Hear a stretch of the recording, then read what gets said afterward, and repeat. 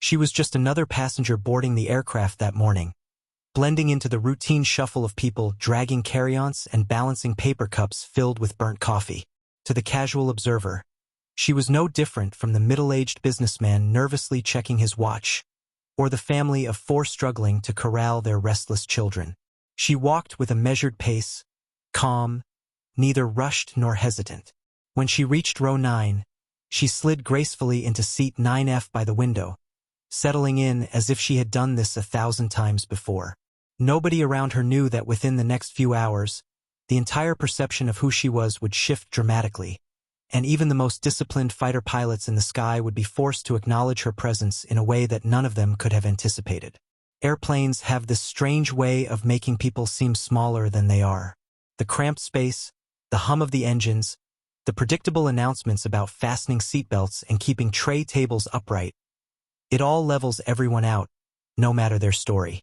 You could be a millionaire or a struggling student, but once you're in that narrow seat, shoulder to shoulder with strangers, you are just another soul crossing the sky. That was the beauty and the irony of it. And so, as she leaned back, her face partly turned toward the window where the sun was beginning to pour streaks of gold across the tarmac, nobody suspected the gravity of what she carried with her. The flight attendants performed their safety routine with a rehearsed cadence, their gestures sharp, their smiles plastered on with professional ease. People half watched, half ignored, busy with their phones, earbuds, or conversations. She, however, paid attention. Every detail seemed to matter to her. The exit rows, the placement of the oxygen masks, even the subtle tone in the attendant's voice when she mentioned unlikely events.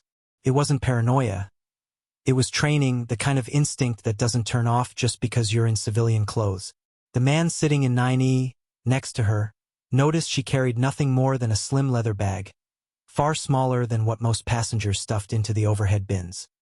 He tried to make casual small talk, asking if she was traveling for work or pleasure, but her smile was polite, distant, as if she were there but not really there.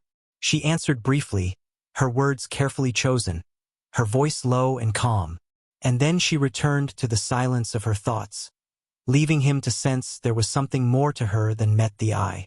The engines roared, and the plane lifted from the ground, breaking free from gravity with that familiar vibration that shook the body for just a few seconds before leveling into the smoothness of the climb. Passengers relaxed into their seats. Some ordered drinks, others pulled out laptops. The world below shrank into miniature shapes, while the sky ahead stretched endlessly.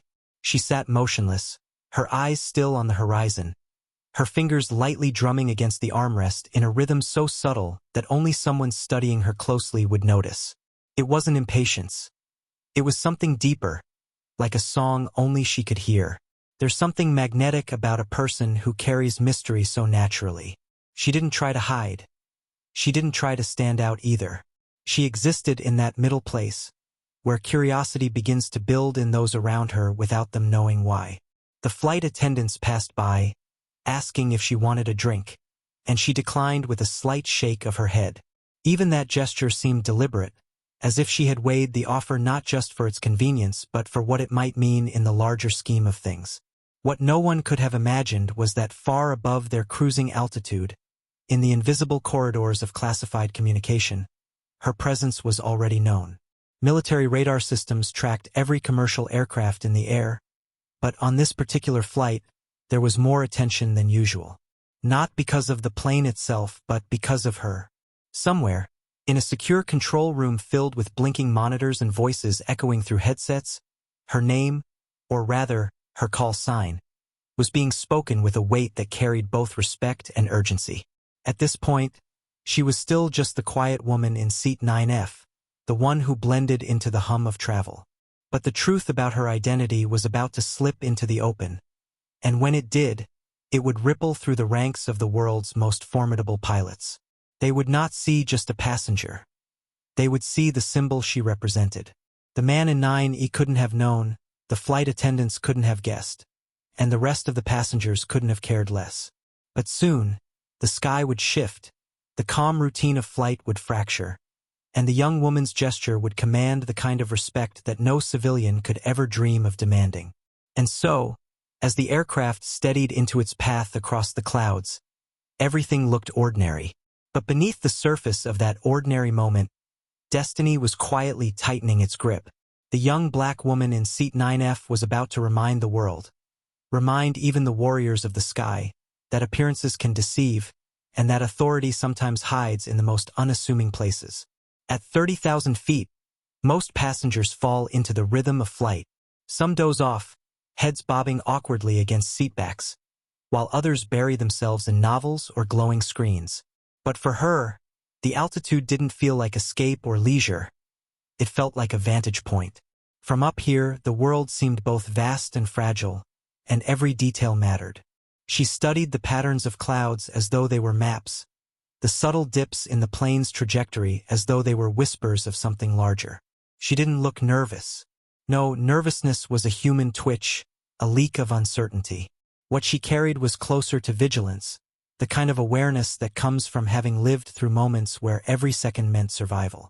The man in 9E had given up trying to draw her into conversation, but he couldn't shake his curiosity. She didn't act like a typical passenger. No fidgeting, no constant adjustments, no desperate search for comfort in a space designed to deny it. She sat composed, almost regal, her hands resting lightly on her lap, her gaze occasionally returning to the window with the same calm intensity. He wanted to ask who she was, but something in her demeanor warned him against it. It wasn't arrogance, it was gravity. She gave the impression of someone who knew more than she said, someone who had seen things that others would never understand. Meanwhile, hundreds of miles away, a different kind of attention was unfolding. In a secured military installation, screens flashed with tracking data, and coded conversations traveled swiftly through encrypted channels. The commercial plane was ordinary, but the passenger list was not. Her alias had been flagged, cross-referenced with databases that didn't exist publicly. Her travel pattern raised eyebrows, the timing even more so. She hadn't been expected here, not now, not on this particular flight. And yet, there she was, her identity stitched into lines of code, her reputation echoing in the voices of officers who spoke her call sign with an odd mixture of respect and restraint. "Are we certain?" one of them asked, leaning closer to the glowing monitor. "As certain as we can be," another replied, his tone steady but his eyes betraying unease. "She's not someone you mistake twice." Up in the sky, the flight attendants rolled their carts down the narrow aisle, offering snacks and beverages with rehearsed cheer. Children laughed. A baby cried. A businessman argued softly into his phone, shielding his mouth with his hand. Life inside the cabin was its usual microcosm of human distractions. But seat 9F remained different. When the attendant reached her row, offering a choice between soda, juice, or water, she finally accepted a bottle of still water. She twisted the cap slowly, took a measured sip, and placed it carefully in the seat pocket. Even that mundane action seemed deliberate, as though each movement was calibrated. It was then that a faint vibration rippled through the aircraft, so subtle most passengers ignored it. But she felt it immediately. Her posture shifted slightly, her eyes narrowing as she tilted her head toward the window.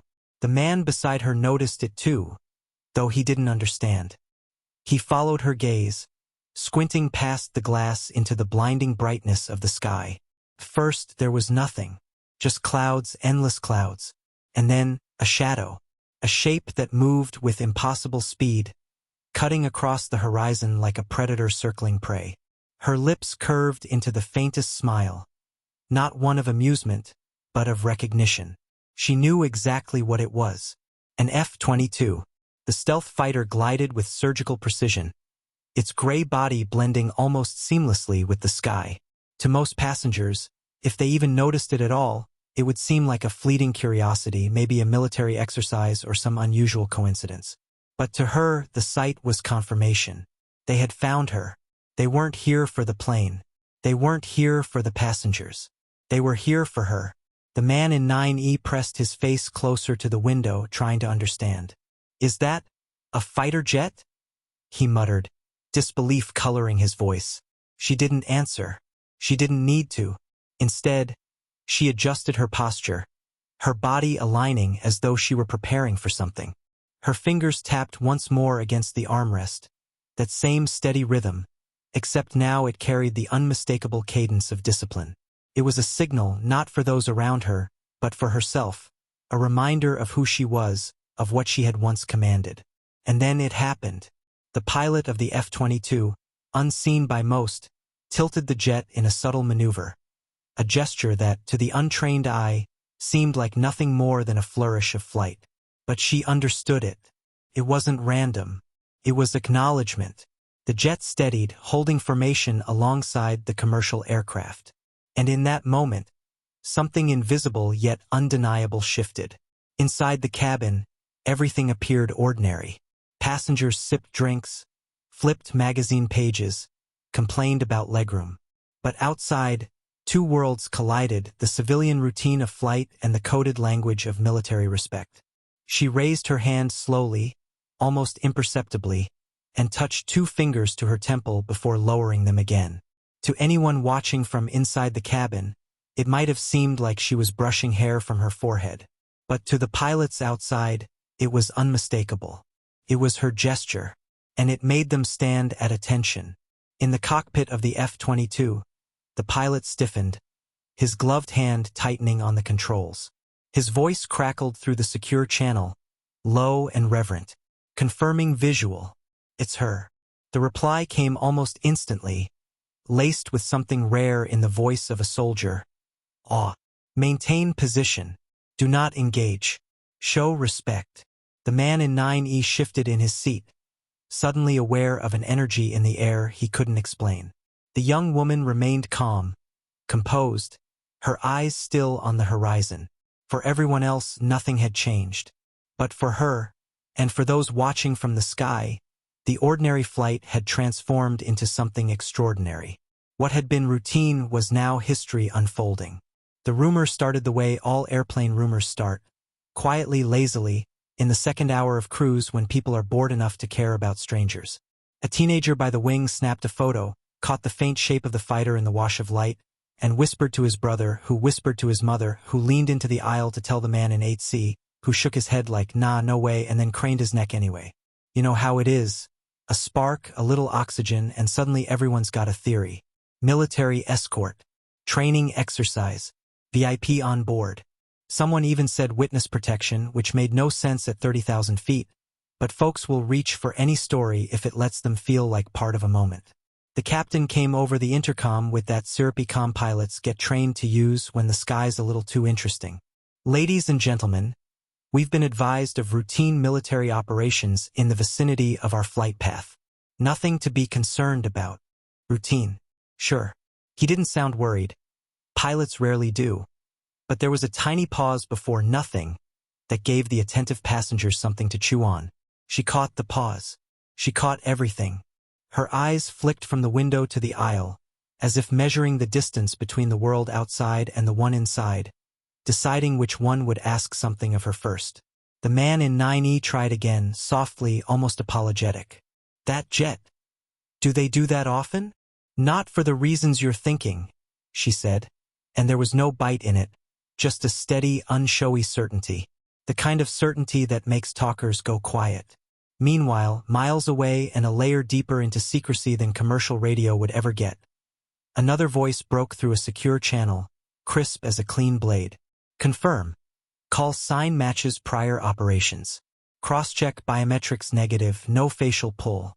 We going on faith? We're going on history, someone answered, and it sounded like a decision made in a place where decisions stayed made. History. Yeah. That had a taste. It tasted like engine heat off a blacked-out runway, like sand in your teeth and code words in your ear. Her mind, uninvited, walked back into a night she'd locked behind a dozen mental deadbolts.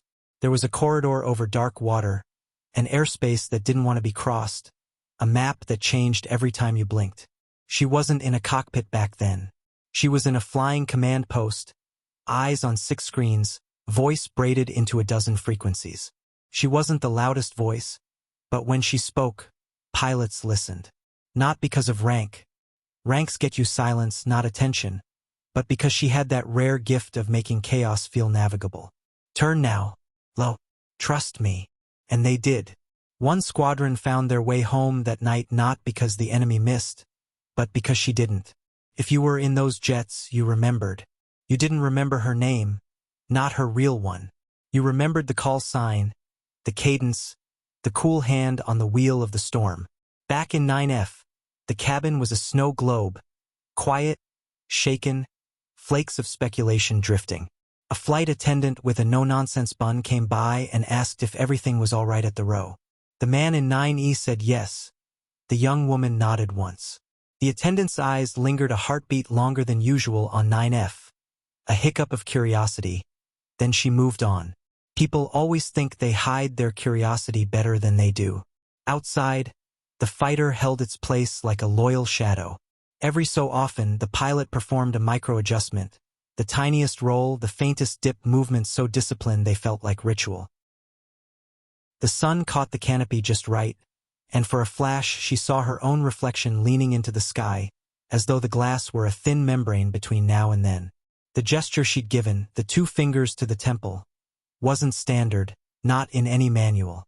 It was older than manuals, closer to folklore. Pilots talk. They trade stories the way sailors trade weather omens. Somewhere along the way, her gesture had become a thing, an emblem, the signal you give the person who steadied your hand when there was nothing under you but air and prayers. The sat phone in the cockpit rang. The first officer answered, glanced at the captain, handed it over with a look that said, "You gotta hear this." The captain listened, eyes flicking to the cabin door as though he could see through it, past the galley, straight to 9F. When he hung up, he called the lead flight attendant and spoke in low tones.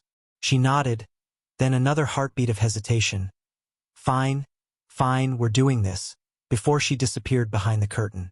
You could feel the airplane holding its breath. She reached into that slim leather bag and pulled out a pen. Not a tactical anything, just a pen and a folded paper boarding stub. Numbers. She wrote 3 pairs, small, neat, then stopped herself, a little huff of laughter at her own reflex. Old habits will try to drive the car even when you're just along for the ride. She crumpled the stub, smoothed it again, then slipped it back. No, not yet. Not unless asked. A little kid 3 rows back stood up in his seat and waved at the window, tiny fingers flapping. The fighter neither waved back nor moved away. She turned, caught the kid's eye, and gave a small, conspiratorial smile. The sort you give when you promise a stranger that the world is bigger and kinder than it looks for a second. The boy grinned so wide it looked like dawn breaking. Sometimes leadership is nothing more than lending your calm to someone else for a minute. "Excuse me," the lead flight attendant said softly, arriving at 9F with a posture that telegraphed both protocol and apology. "Ma'am, the captain would like a discreet word if that's all right. No drama. No, please step this way with us. Just an invitation wrapped in politeness." She nodded, unbuckled, and moved into the aisle. A few heads turned. Most pretended not to see, because pretending is a social art at 35,000 feet and nobody wants to be the headline of another person's day. In the galley, the curtain swallowed the normal cabin noise. The captain stood there, eyes kind, face steady, that mix of command and hospitality you only get in commercial aviation. He didn't ask who she was. He asked the better question. "Is there anything you need us to do?" "I need you to fly your plan," she said. "No deviations unless ATC directs. If they ask you for a vector that smells political, ask for confirmation through the ops phone. Use the phrase white paper copy. They'll know." He processed that quickly. Good pilots triage information like ER docs. "And the escort?" "They're not escorting the aircraft," she said gently. "They're recognizing a passenger." He exhaled, half laugh, half surrender. "I thought as much." A pause, then something softened in his posture. "I was an instructor once," he said. "Different world, different airframe, but on a bad night, a voice on the network got my guys home. I don't know if it was you, but if it was, then thank you." "Maybe it was me," she said, not coy, just factual. "Maybe it'll be me again someday. For now, let's keep these folks thinking this is just another Tuesday sky." He nodded, offered water he knew she'd decline, then returned to the cockpit with that tiny almost private smile pilots where when they've been reminded why they love the work. The attendant didn't ask questions on the way back to 9F. She'd been in the job long enough to recognize a story that belonged to someone else. Back in her seat, the man in 9E had the decency to pretend he'd been looking at his screen the whole time. The cabin seemed to settle, minute by minute, like a lake forgetting a thrown stone. Outside, the fighter eased a shade lower, then matched speed again. The gesture had been made. The respect had been returned. But under the quiet, threads were drawing together. In a secure facility, a colonel placed a palm on a table to still the room. "We're past the point of guessing," he said. "If she's on that aircraft and if the corridor south tightens later today, we might need authority we can't sign for. She's carried it before." "Are we asking for help?" someone said. "Or asking forgiveness?" "Both," the colonel replied, and if irony had mass it would have tilted the room. The sky ahead wasn't trouble, not yet. It was possibility. The young woman in 9F looked at the wing, at the seam where metal met light, and let her breath fall into the cadence she'd used for years to settle the noise in her head. There was a rhythm to readiness, like a drummer counting in under their breath before a concert that starts in the dark. 1, 2, 1, 2, 3. When you've lived with responsibility long enough, you don't go hunting for moments. You let them find you, and then you meet them without flinching. And somewhere between the hush of the cabin and the low growl of the engines, the sky decided it wasn't done with her yet. The fourth hour of a flight always carries a strange weight. The novelty of takeoff is long gone. The comfort of landing is still distant, and time begins to stretch in ways that test the patience of even the calmest passengers. People shift in their seats, restless, chasing sleep that refuses to come or scrolling endlessly as if pixels could shorten miles. Yet for her, in seat 9F, time was not heavy. It was sharp, honed, almost surgical. Every second was alive, alert, ready to bloom into consequence. The fighter still traced the horizon, silent but undeniable. To the passengers who had stopped noticing it, life had returned to normal. Coffee refills, bathroom lines, tired jokes about airplane food. But she knew better. The presence of a jet like that was never casual. It wasn't a shepherd. It was a sentinel, and sentinels do not linger without reason. She closed her eyes for a moment, letting the vibration of the engines fill her chest. It reminded her of nights in temporary airstrips, where the ground trembled like a living heartbeat, and you learned to measure danger not by sight but by sound. That steady hum was memory's trigger, and memories, when they came, were merciless. There was a desert once. A night so dark it felt like the stars had been swallowed. Radios crackled with tension, code words firing like sparks. She had been there, not in a seat but in a command center packed with men who outranked her yet leaned in every time her voice rose through the static. It was supposed to be a routine escort mission, a shadow run along contested airspace. But routines have a way of bleeding into chaos. She had seen it happening before the others. A shift in the comms, a shadow on the scope, a silence too deliberate. She'd made the call no one else wanted to make. Break formation. Now. And when they hesitated, she had said it again, firmer, laced with something that left no room for doubt. They obeyed. Seconds later, the sky tore open with fire. The ones who had trusted her voice lived to tell the tale. That was the night her call sign etched itself into memory. Not just as a voice, but as a compass. Pilots talked about her like sailors talk about lighthouses. Reliable, unshakable, invisible until you needed it most, and unforgettable once you had. She opened her eyes and found the man in 9E studying her again. He looked away quickly, but not before their gazes met in that brief spark of human honesty. He knew she was different, and she knew he sensed it. But sensing wasn't the same as knowing. The intercom dinged softly. The captain's voice returned, calm as always. "Ladies and gentlemen, we'll be encountering some traffic in the next corridor. Expect minor adjustments in altitude. Nothing unusual." The word unusual carried a subtle weight, the kind that slips under skin if you're listening closely enough. She was listening. Out the window, the F-22 adjusted position. Not aggressively, not threatening, just enough to signal coordination. Her lips pressed together in a line of thought. Coordination meant conversation. And if they were conversing, she was part of the dialogue whether she liked it or not. The secure room miles away was no longer calm. Officers gathered around a screen, maps glowing in shifting colors. One of them pointed.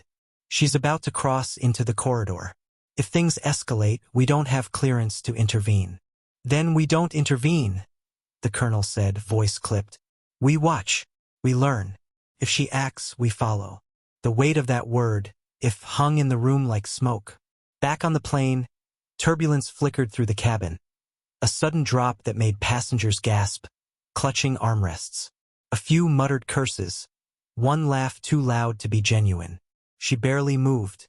Her body shifted with the aircraft like a reed in water. Unbothered, practiced. The man in 9E gripped the seatbelt tighter, then glanced sideways, his fear colliding with her calm like night meeting dawn. He envied her composure without understanding its cost. The fighter outside dipped slightly, wings tilting before leveling again. It was subtle, nearly invisible to those without the eyes to see.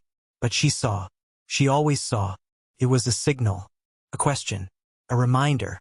Her fingers drummed once more against the armrest. 1-2, 1-2, 3. The rhythm of readiness.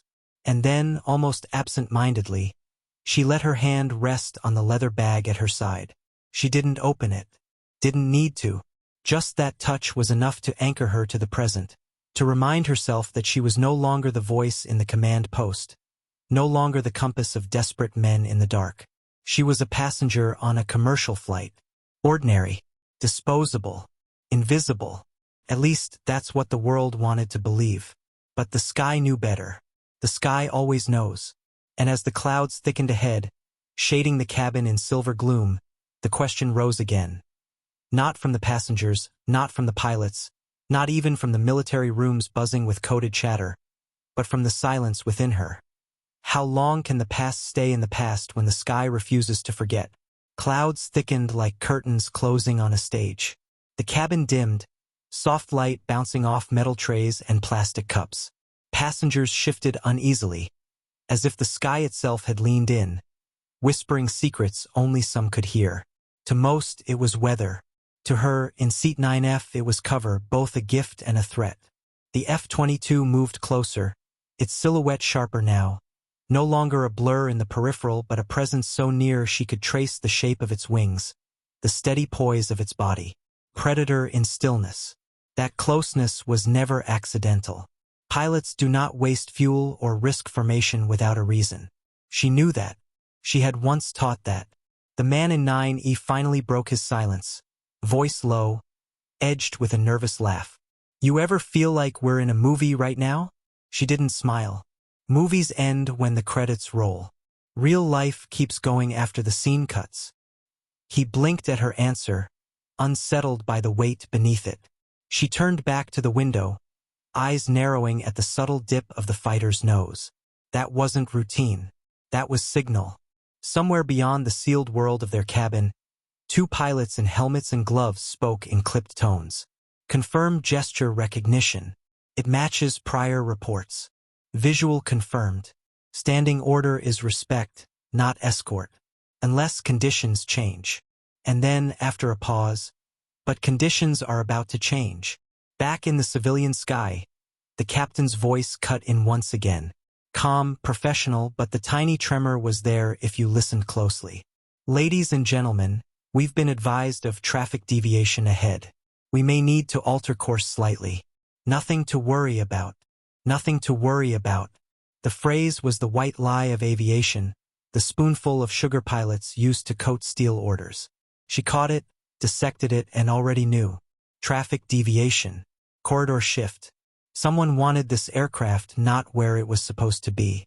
That wasn't weather. That wasn't coincidence. Her hand slid into the slim leather bag. Not hurried, not panicked, but precise. She drew out nothing more than a folded sheet of paper, its edges creased from years of being carried but never used. It wasn't a weapon. It wasn't even official anymore. It was something rarer. A set of codes written in ink, numbers that lived more in memory than on paper. She glanced at it only long enough to steady her thoughts, then tucked it back. The man in 9E noticed. "Old boarding pass?" he asked lightly, trying to mask his curiosity. "Something like that," she said, voice even. The turbulence deepened, shaking the cabin, drinks spilling over lips of cups. A baby cried. Someone muttered a prayer. And in that chaos, her calm became visible to others, like a lantern lit in a storm. People noticed without knowing why. They looked at her and felt steadier, even if they couldn't explain it. Then came the moment. The plane banked subtle but wrong. Not the smooth arc of weather correction, but a deviation with intent. She felt the shift in her bones, an instinct older than logic.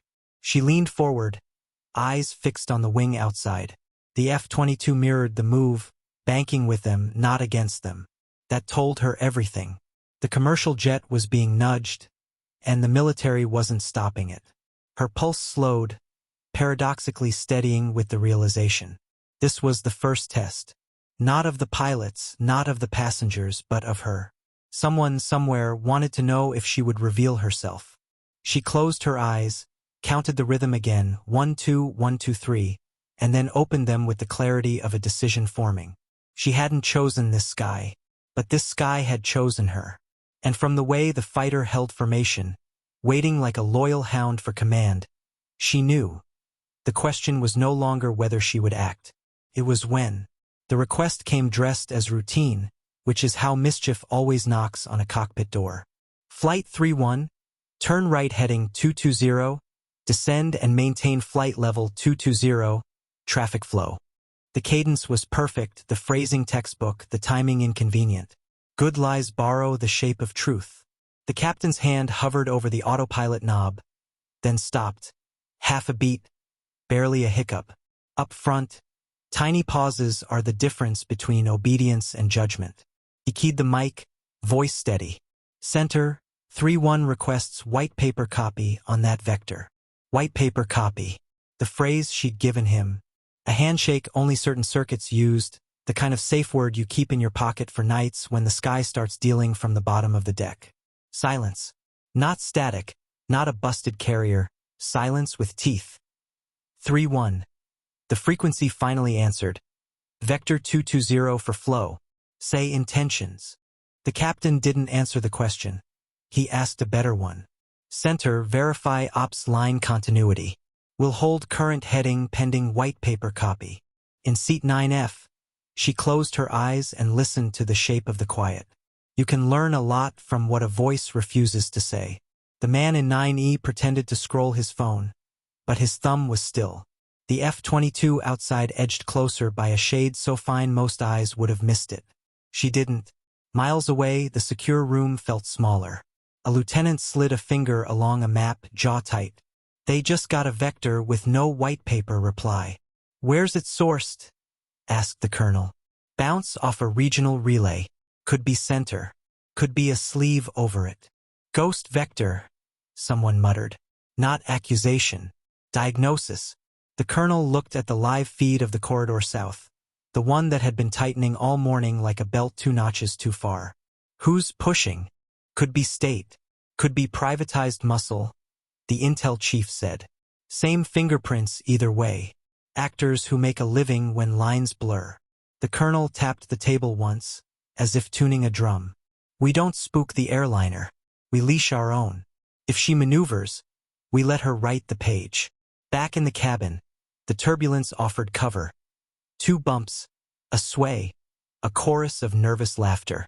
She uncapped the pen and wrote 3 tidy pairs on the back of a napkin, then added a 7th digit she'd never once needed in the wild.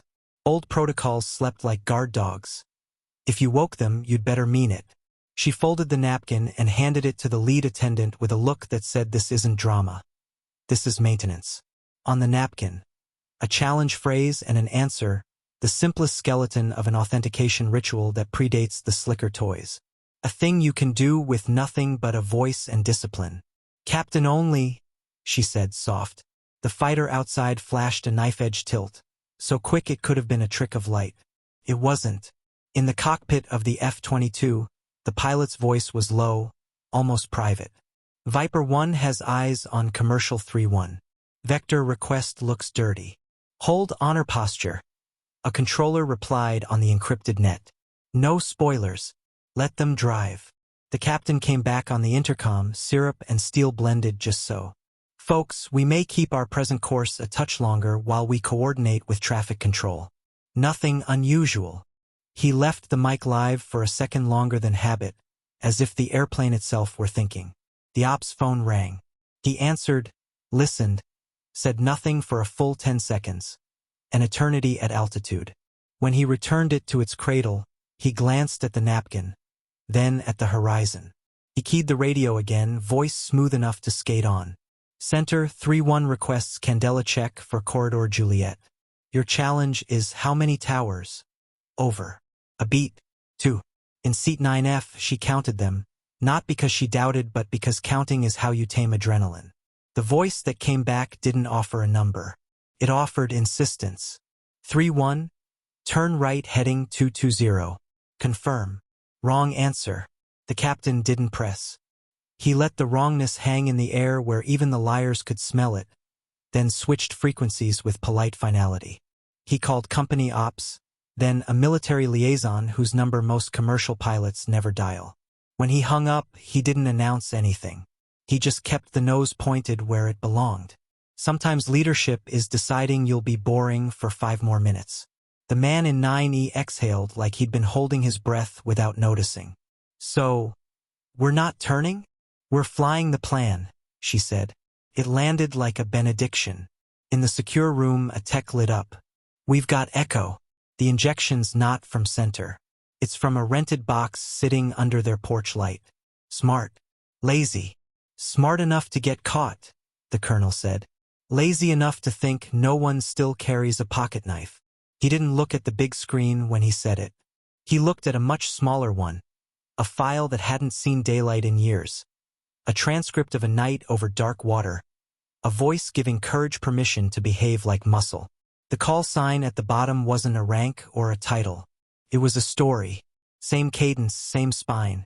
Outside the cabin window, a second F-22 arrived without fanfare, sliding into a high cover position that read less like escort and more like witness. The first jet's canopy caught the light again. For a breath, she saw herself reflected in the curve of a machine built to outfly mistakes. She resisted the urge to raise those 2 fingers again. Once is a greeting, twice is a summons. Another traffic vector came, same angle, same insistence. The captain treated it like rain on a windshield. He wiped it away with procedure. Unable center. Negative white paper. Holding present. Advise on true flow. If confidence had mass, the airplane would have climbed. Cloud banks stacked ahead like mountains. The cabin took on that submarine hush that happens when clouds swallow the sun. A child asked if the other plane was playing tag with them. His mother said yes because sometimes the truest explanation is the one that keeps a heart from sprinting. She felt the temptation to step fully into the light, to take the phone, to cut through the tangle with the authority that used to live in her throat like a blade. But the operators behind the ghost vector wanted exactly that. For her to declare herself, to give them proof the legend and the person still matched. She set the pen down. Not today. Not on their terms. The ops phone rang again. Shorter this time. The captain listened, smiled in a way only the galley curtain could see, and spoke to the cabin like a man announcing weather finally breaking. Ladies and gentlemen, thanks for your patience. We're continuing on our planned route. Flight attendants, when safe, please resume normal service. Normal. The word landed like a prayer answered. Cups clinked. Laughter rediscovered itself. A world the size of an aisle began, carefully, to believe in coffee again. In the room with the maps, the colonel let his shoulders drop a centimeter. They pulled the sleeve, the intel chief said. The box just went dark. And the bill for that rental, the colonel replied, is going to have interesting fingerprints. Do we tell her? Someone asked. He shook his head. She knows. She knew before we did. He paused, then added almost gently, that's why the jets stood straight. As the aircraft slipped between veils of cloud, The fighter outside eased back half a breath, still close enough to be a rumor with edges. The man in 9E finally found his voice again. "Who are you?" She didn't look at him. She watched the seam where wing met weather and said the only answer that mattered up here. "Someone who prefers when the sky behaves." "Is that what just happened?" "Not yet," she said. "But someone just learned we still remember how to ask the right questions." The clouds thinned. The light returned. Routine, patient and undefeated, resumed its gentle empire. But the past hadn't finished its trip. Far ahead, beyond the map everyone else thought they were following, another corridor bent in a way corridors shouldn't. The hands on the strings hadn't gone home. They'd gone quiet. Quiet is where the next move grows. She rested her palm on the leather bag, not to reach inside but to remind herself of the weight of restraint. The first test had been nerve. The second, judgment. The third would ask for something harder. It would ask her to choose what kind of story the call sign still told. At altitude, dusk falls not gradually but like a blade. Sudden darkness. A cabin dimmed. Engines deepening in timbre. Passengers felt only the routine stretch of flight, but for the woman in 9F it was the tightening of a game. The ghost vectors had ceased, yet silence itself was signal. Patience meant someone was waiting her out. She knew the tactic. She'd once used it to let a shadow betray itself. Her fingers tapped the armrest, drawing notice from the man in 9E. "A metronome," she told him, "to stay steady when everything else speeds up." Outside, fighters adjusted, one overhead, one beneath, geometry that meant intent. In the cockpit, the crew recognized the box forming. An operations call failed a simple test word, "Candela," confirming deception. In a secure facility, alarms tracked comms sniffing for responses. Were they testing her or them? The cabin grew uneasy, passengers instinctively sensing tension. She pulled out a coin, explaining to her seatmate it had once bought her 30 critical seconds. Outside, the jets bracketed tighter. The captain's intercom soothed with talk of turbulence, masking the truth. She closed her hand over the coin, grounding herself. Then light. A faint flash far ahead. 3 short, 1 long. Not hobbyist Morse but an old field code, hold tongue, hold course. It wasn't from the fighters, but a larger, unseen platform. She recognized it instantly. Whoever was out there knew her history and wanted her invisible. In response, she angled her window shade, catching stray cabin light into subtle flashes. The reply came, 1 short, 2 long, witness present, do not declare. Relief flickered through her. In the secure room, officers recognized she was answering without answering. The unseen platform lingered, an old rumor in new paint, the kind of craft flown by professionals loyal only to precision and anonymity. It signaled again, slower, the same command. The fighters shifted from boxing to escort, protection without theater. Passengers sensed nothing. The captain carried calm in his voice, a quiet victory of refusing to play. The descent began, the narrowing of the stage. Altitude is freedom. Descent is commitment. Passengers busied themselves with routine, eager for dinner plans, forgetting the jets they might never have truly seen. But she knew mysteries follow you down. The platform peeled away, leaving silence like a witness moving to the back of the room. In the secure facility, a general arrived. She'd land at a crowded hub, where blending was easiest and interception possible. "She won't make a scene," he said, "but someone might try to force her hand." As city lights rose, the man in 9E asked if she was safe. "We're seen," she replied. "Sometimes that is safer than private." He didn't understand fully, but felt comfort. In truth, descent meant vulnerability. Choke points predictable as gates for sheep. If someone waited, she would have to decide which version of herself they'd meet. The fighters peeled away, arcs of deference. In the cockpit, the captain voiced what both knew. Something waited on the ground. Passengers stirred, eager to disembark. She stayed still, waiting. Timing was everything. At the jet bridge, for figures waited. 2 suits with idle tablets. 1 uniform too stiff, 1 man too casual. He stepped into her path, claiming to be airport ops. Almost good, almost convincing. She tested him with the word candela. Wrong answer. Then 2 arrivals. A woman in a navy blazer. A man with a regulation haircut once broken. Real. The woman asked, "How many towers?" 7. 1 dark. She answered. Correct. The impostors faltered. The Real pair stepped forward calmly, reclaiming authority with the quiet weight of professionals. The casual man demanded to know under whose authority. The man answered evenly, "On the authority of not doing this where children can see." The suits raised a hand, last attempt. She shook her head. "If you had it, you'd have said it before asking me to move." The descent of the plane had been routine. The descent into the ground's waiting hands was not. The sky had tested her with silence and signal. The ground would test her with presence. And presence, unlike signal, leaves fingerprints. "What?" "The phrase that belongs here," she said. "You don't know it." He bristled, pride poking through the laminate. The casual one tried another angle. "We can do this the quiet way or the loud way." "Then do it the quiet way." The woman in the navy blazer said pleasantly, "By going home."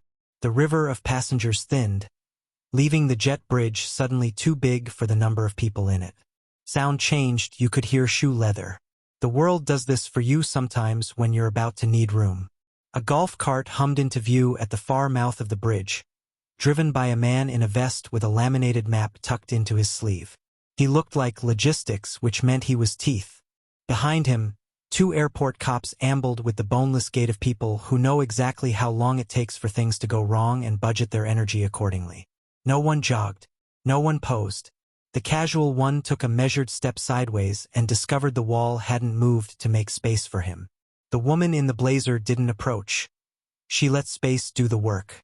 "Ma'am," she said to 9F, "you have 2 options that look like one. We can walk to arrivals like everyone else, or we can take a service corridor that smells like coffee and bad decisions. Both end up in the same place. You pick the route. We manage the scenery." "And them?"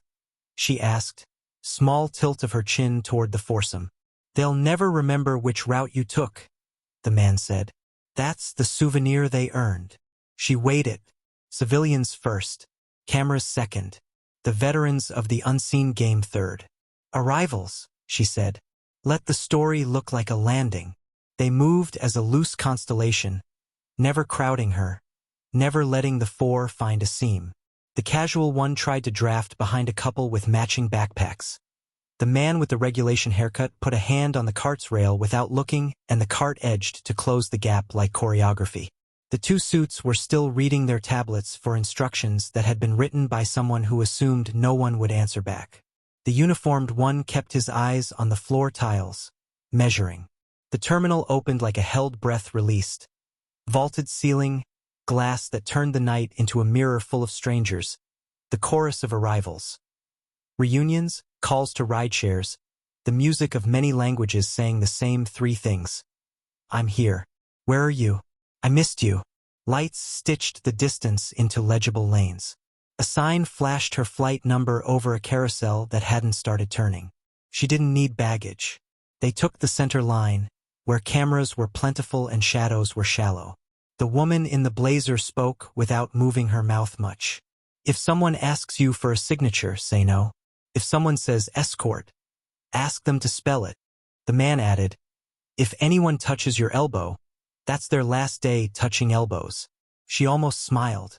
"I prefer when the sky behaves," she said. "Ground's learning," he replied. The casual one, either brave or underpaid, tried one last approach, this time with a new prop. A laminated badge that had aged poorly in an inkjet. "Ma'am, you're connecting documentation." "Say the answer," she said, stopping just enough to make him choose between collision and discipline. He chose to stop. "How many towers?" The confrontation in the terminal ended without spectacle, but not without weight.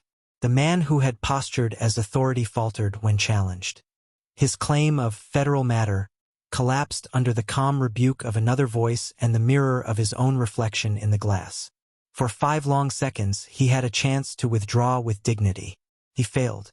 The woman in the blazer said one word, "Candela," and the air shifted. Two airport police officers appeared with inevitability, not aggression. Their presence was gravity disguised as routine. Shoulders remembered discipline, suits found interest elsewhere, and even the stiff uniform softened. No arrests, no struggle, just choices carefully made to look unremarkable. In security, the art of boring saves families from grief. The man from seat 9E lingered, clutching his backpack, asking questions he only half understood. She answered gently but firmly. These were people who wanted her smaller than she was, who preferred volume over presence. When he asked if she was safe, she replied, "I'm witnessed." For her, that was the closest thing to protection. The woman in the blazer and her partner guided her toward a polished column that had mirrored countless arrivals. There they made an offer. A vehicle outside, not quite a car, waiting to take her to a place with fewer echoes. Or, if she preferred, her own ride with them trailing distantly, disguised as coincidence. She hesitated, watching humanity swirl in ordinary beauty. Reunions, laughter, survival expressed in noise. That was why she had learned to move like a rumor. She chose coincidence. Outside, night carried heat from brakes and neon glow. The crowd dissolved, the imposters vanished, and somewhere above the glass canopy, a dark platform circled, pretending to be cloud. The man in 9E thanked her quietly, saying he didn't even know her name. She gifted him the simplest truth. "You're welcome. That's everybody's job." When he left, she faced the choreography of arrival and departure, knowing the next act would not unfold in public. The woman in the blazer gestured toward a vehicle that did not signal, did not idle. It merely existed. Together, they stepped into the silence. The car that wasn't a car emerged from the night as if peeled from shadow. Blacker than black, it reflected nothing, bore no plates or lights, and yet navigated flawlessly. This door opened without sound. Inside, she found contradictions. Weightless seats, walls glowing faintly like constellations, a low vibration more presence than noise. Her companions, the cropped hair man and the woman in the blazer, sat across from her. They regarded her not as charge or asset, but as witness. She asked why others had treated her as if she commanded. The man corrected her. Not command, but axis. A point on which the compass turns. Understanding, the woman reminded her, was not her task. Being was. The car moved, yet the city seemed to bend around it.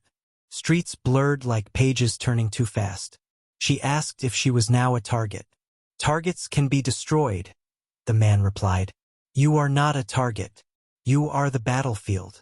The weight of those words settled over her, both steadying and chilling. She grounded herself as the vibration thrummed agreement. The city gave way to dark fields. The car stopped on unmarked tarmac. Runway lights glowed faintly against vast silence. Here there were no towers, no signs, just a stage for events unwritten. At first, emptiness. Then, a rumble that built from promise to inevitability. Two F-22 Raptors cut the sky, power restrained only by discipline. They swept low, dust rising at her feet. Not training, not patrol, response. She stood unmoving as wind tore at her clothes. Her hand lifted of its own accord, repeating the gesture once made, simple yet charged. The Raptors turned.